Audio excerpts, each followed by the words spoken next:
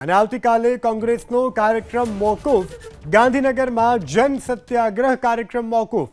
વરસાદની સ્થિતિ વચ્ચે લોકોની મદદ કરવા કાર્યકરોને અપીલ, લોકોની મદદ કરવા કાર્યકરોને અમિત ચાવડાની અપીલ।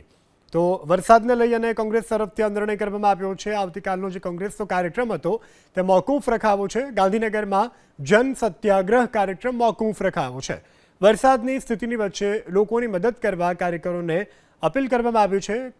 લોકોની મદદ કરવા માટે કોંગ્રેસને અમિત ચાવડા તરફથી અપીલ કરવામાં આવી છે। અને આવતીકાલે કોંગ્રેસનો કાર્યક્રમ મોકૂફ, ગાંધીનગરમાં જન સત્યાગ્રહ કાર્યક્રમ મોકૂફ। વરસાદની સ્થિતિ વચ્ચે લોકોની મદદ કરવા કાર્યકરોને અપીલ, લોકોની મદદ કરવા કાર્યકરોને અમિત ચાવડાની અપીલ।